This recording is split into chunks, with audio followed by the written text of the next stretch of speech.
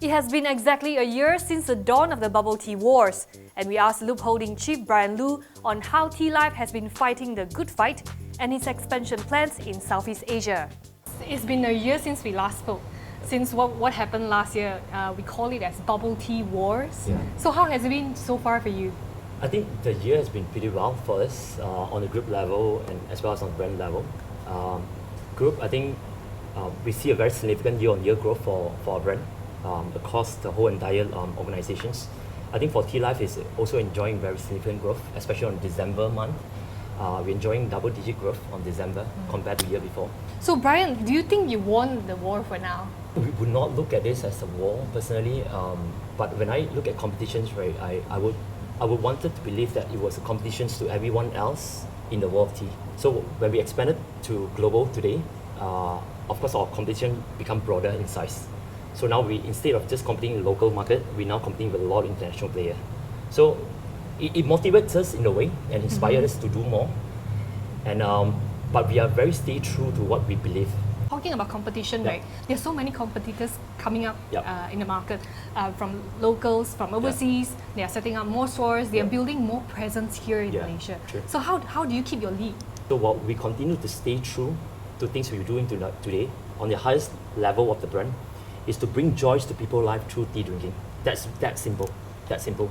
So whatever we do, we want to make sure that we live by the words that we're trying to do. And of course, there's a lot of strength we built along the way, and there are 4 key strengths that we built.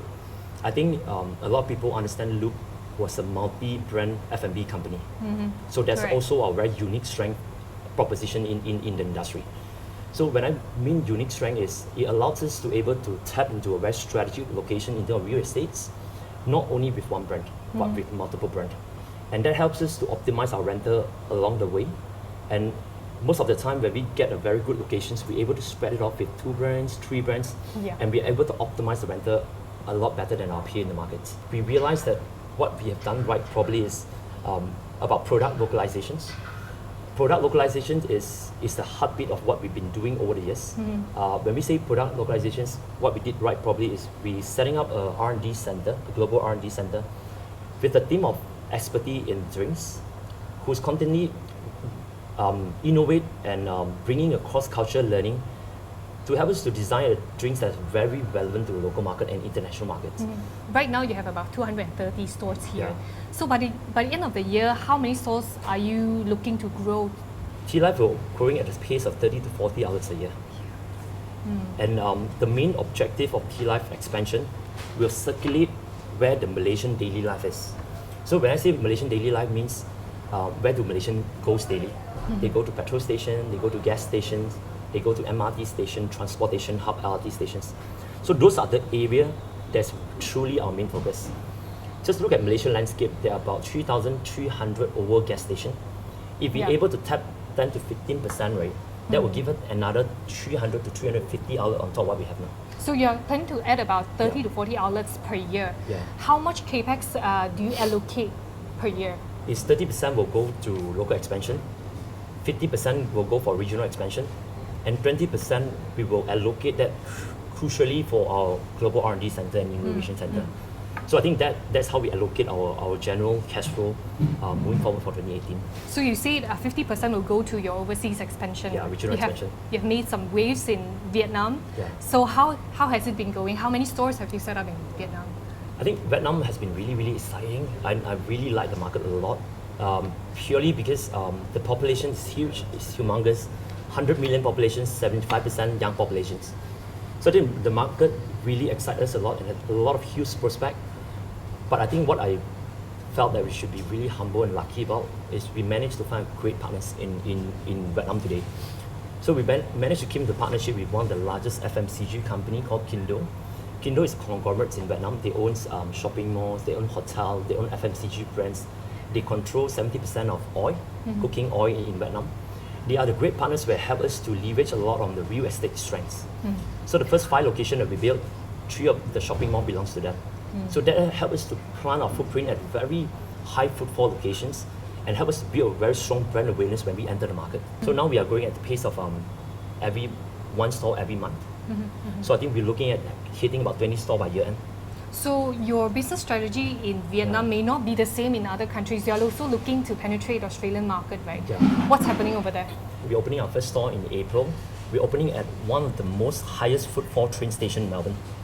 So I think we're also lucky in the sense we come to partnership with one of the most renowned advertising firm called Sapphire in Australia. So they have a long successful track record in building and marketing global retail brand. So Sapphire today, not only being our global brand agency, they are also our joint venture partners for Australian market.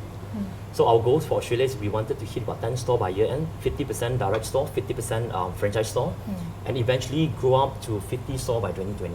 So we have talked about Vietnam, we have talked about Australia. You're expanding another 30 to 40 stores here in Malaysia.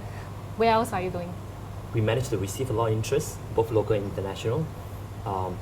We are actively in the negotiation about 10 countries right now, but we are safe to say that our capacity is only looking at 6 country expansion by end of 2018.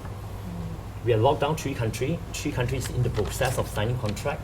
So I think we are the immediate country just right next after Australia will be China.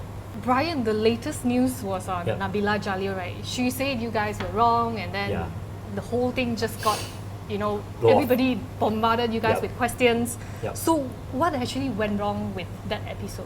What we truly went wrong is there was a miscommunication, misunderstanding internally about the tendency of the degree of the tagline where we can deploy and use it. So I think the internal staff was really misunderstanding, and he thought that the permission to use was elaborated much wider to platform like maybe the prints, maybe to collateral and everything. To Nabila, we feel that we are deeply regretful of using the tagline and also causing any distress to her potentially. And we realized that whatever it happens has always given us a great lesson in life. And we took that lesson and we reflected a lot, and we want to make sure that things like that will not happen again in the future. So rest assured, we want to make sure that we give a fair compensation back to Nabila for the work that she done.